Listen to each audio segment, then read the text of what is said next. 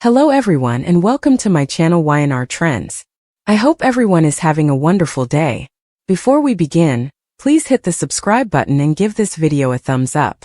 The Abbott manse had always been a place of quiet power. Old plutocrat. Old injuries.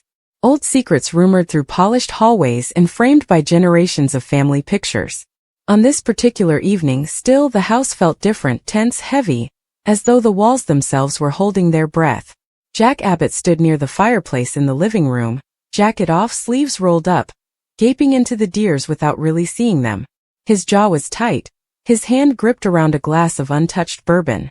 Across the room Diane Jenkins paced sluggishly, her heels clicking vocally against the hardwood bottom, each step echoing louder than it should have. Neither of them spoke. They didn't need to. The silence said everything. Upstairs, Matt Clark sat on the edge of the guest room bed, running a hand through his hair for what felt like the 100th time. He was free technically. No bond. No guards. No locked doors. But the freedom felt fragile, like glass that could shatter at the fewest sound. And also it came. A knock. Not polite. Not conditional. Loud. Sharp. Official. Jack's eyes snapped toward the frontal door. Diane set mid-step. Another knock followed, harder this time. Jack Abbott. A voice called from outdoors. Genoa City Police Department. Open the door. Diane's face drained of color. Jack exhaled sluggishly, his shoulders sagging just a bit before he uncurled, the familiar Abbott resoluteness settling into place. He shot Diane a look, one filled with warning, fear, and commodity differently entirely. Remorse.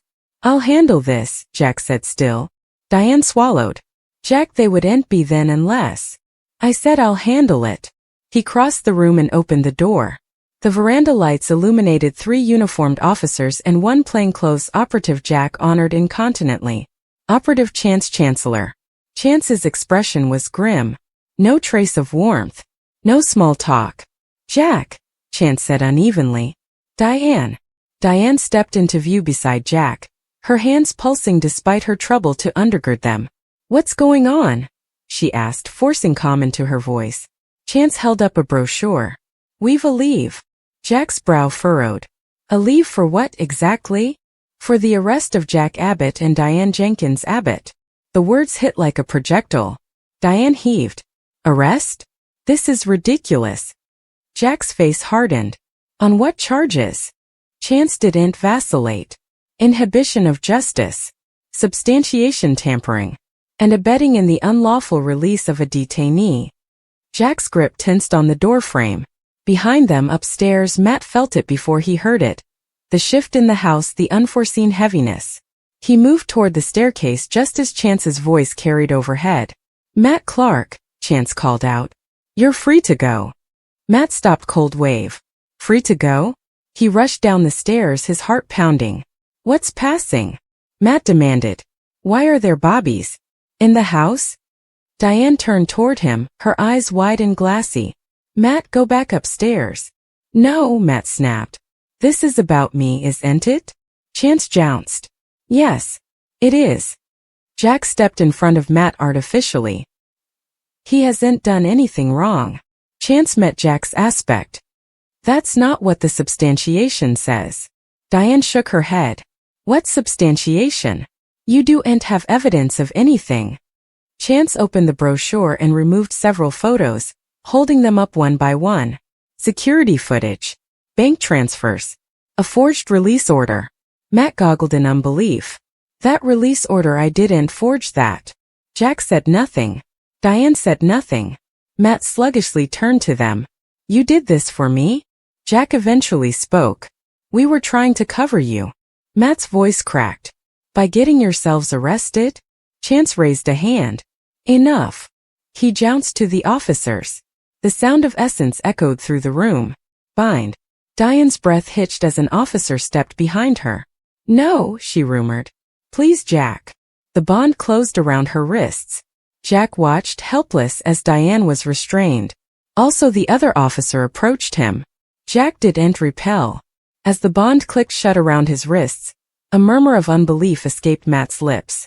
This is my fault, Matt said hoarsely. All of this. Jack turned to him, his voice low but steady. Here to me. None of this is on you. But I'm the bone. Who? Jack shook his head. You're the reason we fought so hard. And I do and lament that. Diane's eyes filled with gashes. Matt, I'm so sorry. Matt stepped forward, fear rising. You can't take them. There has to be another way. Chance's tone softened just slightly. Matt, you're not under arrest. Right now you're a free man. Matt let out a bitter laugh. At what cost? Jack and Diane were attended toward the door. The Abbott manse, formerly a symbol of control and heritage, felt suddenly violated, exposed. As Jack crossed the threshold, he turned back. Matt, he said forcefully, do and run. Do and hide. Stay then. And tell the verity.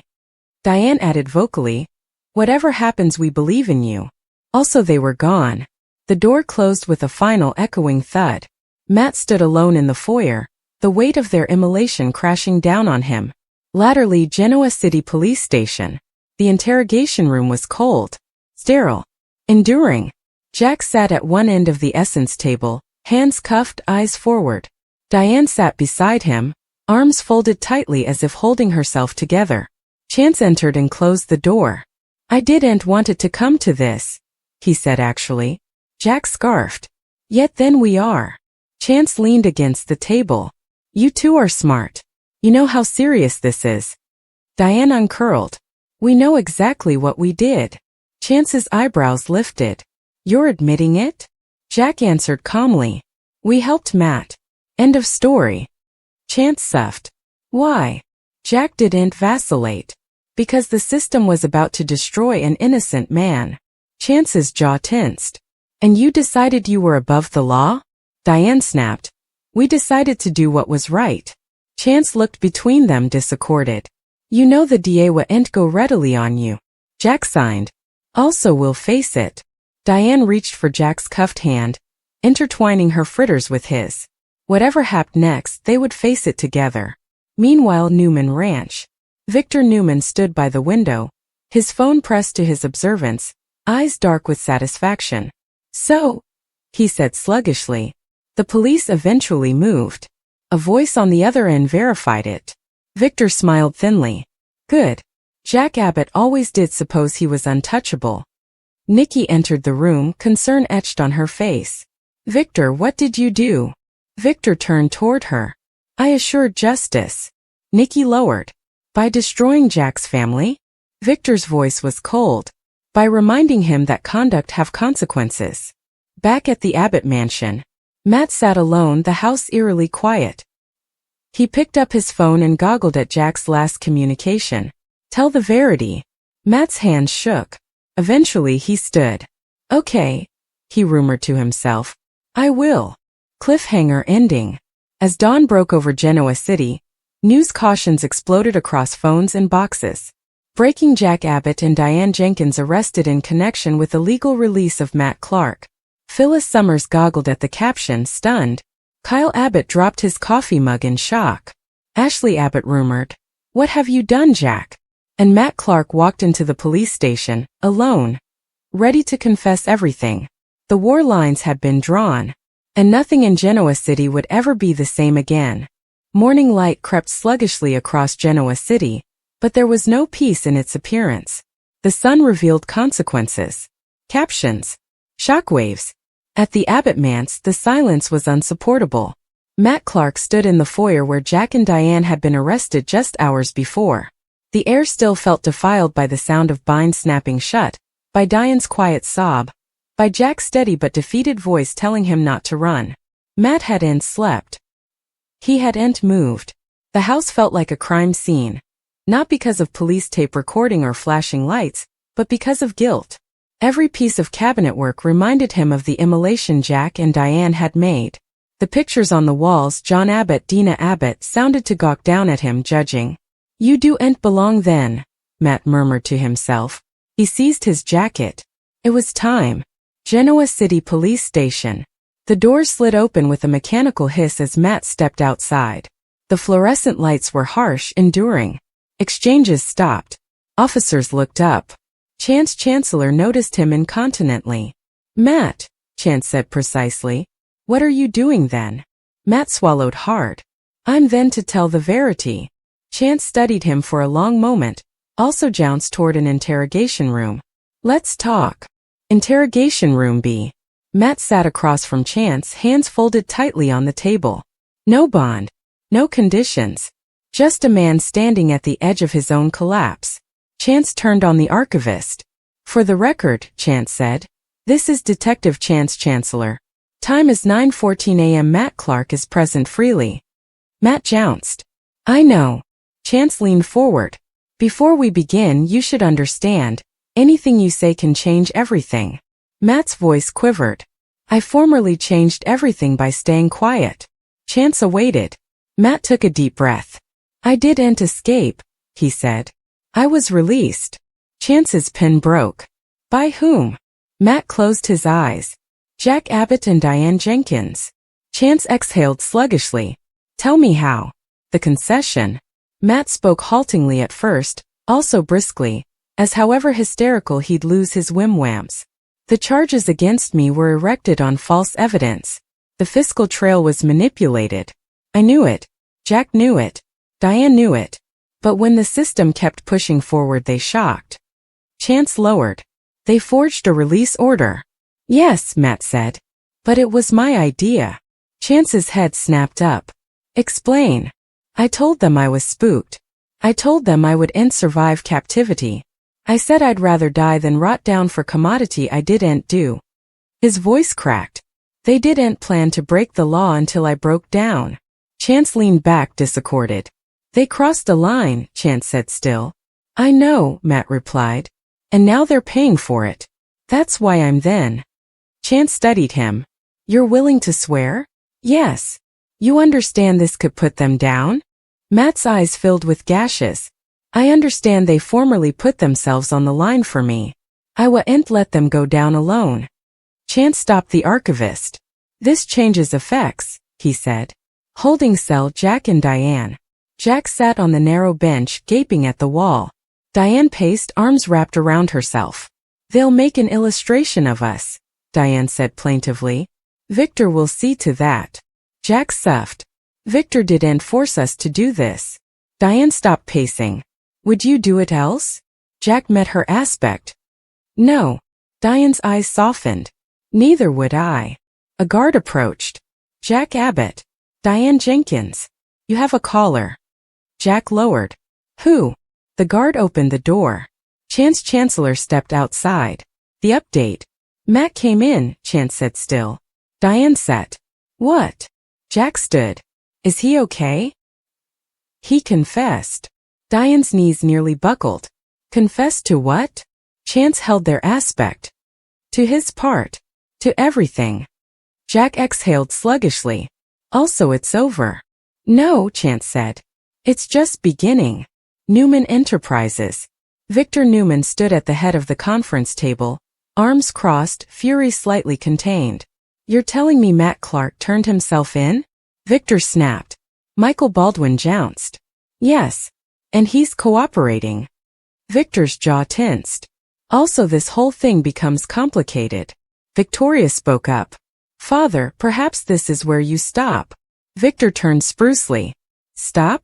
Jack Abbott broke the law. So did half the city at some point, Victoria combated. You included. Victor glared. Watch your tone. Nick leaned forward. You wanted Jack lowered. You got it. Do you really want to destroy him? Victor's voice dropped. I want him to flash back who he's dealing with. Abbott family fallout. Ashley Abbott stood in the living room of the Abbott manse, arms folded, fury radiating off her. Kyle Abbott paced like a boxed beast. They arrested my father, Kyle snapped. Because of Matt. Ashley turned on him. And because of Diane. Kyle's eyes flashed.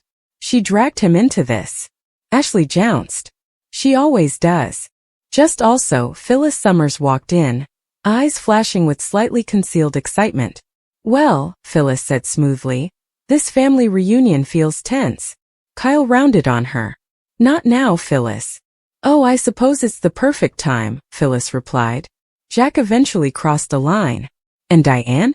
She's exactly where she belongs. Ashley didn't differ. Kyle gripped his fists. If you're then to bewail, I'm then to help, Phyllis said easily. Because when Jack falls, Victor won't stop. And when Victor doesn't stop, everyone loses. Kyle dithered. Fine, he said. What's your angle? Phyllis smiled. Survival. Courtroom drama. Day 1. The courtroom was packed. Jack sat beside Diane, both dressed conservatively, hands folded tightly. Across the room, Victor Newman watched with cold satisfaction. Matt entered last. The murmurs began incontinently. Jack turned, eyes widening. Matt. Matt met his aspect, guilt submerging his face. The judge entered. All rise. The charges were read. Inhibition of justice. Phony. Conspiracy. Diane squeezed Jack's hand. The judge turned to Matt. Mr. Clark, you've agreed to swear? Matt jounced. Yes, Your Honor. Jack closed his eyes. The twist. As Matt took the stage, Victor leaned back confident. Until Matt spoke. I want the court to know, Matt said easily, that Jack Abbott and Diane Jenkins didn't manipulate substantiation for particular gain. Victor's eyes narrowed. They acted under constraint, Matt continued. Emotional constraint caused by my internal state and fear of unlawful incarceration. The courtroom buzzed. Michael Baldwin leaned toward Victor. This isn't going the way you planned. Victor said nothing. Matt looked directly at Jack. They saved my life. Thriller. The judge called for a recess. Jack and Diane were attended out. Victor stood suddenly. This isn't over, he murmured. Across the room, Phyllis smiled noiselessly, because she knew commodity no bone. Differently did. Another piece of substantiation was, and when it surfaced, everything would explode. The courtroom doors closed behind Jack and Diane as they were attended into the hallway, the echo of the judge's gavel still ringing in their cognizance. Diane's breath came shallow, her countenance eventually cracking. He stood up for us, she rumored, stunned. Matt really did it. Jack jounced sluggishly, his eyes distant. He told the verity. That's all I ever wanted. Before either could say more, Michael Baldwin surfaced from the courtroom, his expression undecipherable. That evidence helped, Michael said precisely. But it didn't clear you. Diane's shoulders drooped. So what happens now? Michael dithered. Now the DA decides whether to push for maximum charges or offer a deal. Jack strengthened. A deal that sends Matt back to captivity? No, Michael replied. A deal that separates your cases. Diane's head snapped up. Separates. Michael met her eyes. Jack has a stronger defense. His history, his standing, his lack of previous offenses, it works in his favor. And me? Diane asked still. Michael didn't answer right down. Jack stepped forward. If you're suggesting I walk free while Diane goes down, forget it. Michael lowered his voice. Jack, hear to me, however, the DA will come harder if you reject this outright. Victor will make sure of it. Diane reached for Jack's arm. You have to suppose about Kyle. About your family. Jack shook his head. You're my family. Down the hall, Victor Newman watched from a distance, his face undecipherable, his mind formerly calculating the coming move. He turned as Phyllis Summers approached, heels clicking with purpose. You look nervous, Phyllis said smoothly. That's new for you. Victor scowled. This case isn't over. Phyllis leaned in. No, but it's about to turn. Victor narrowed his eyes. What did you do? Phyllis smiled, slow and dangerous. Let's just say I set up the original train. The bone. That proves Matt wasn't as innocent as he claimed. Victor's interest stoned. And Jack knows. Not yet, Phyllis replied. But he will. Back in the hallway, Jack wrapped Diane in his arms as cameras flashed. Neither of them noticed Phyllis watching. Waiting. Because the coming verity wouldn't save them. It would destroy them.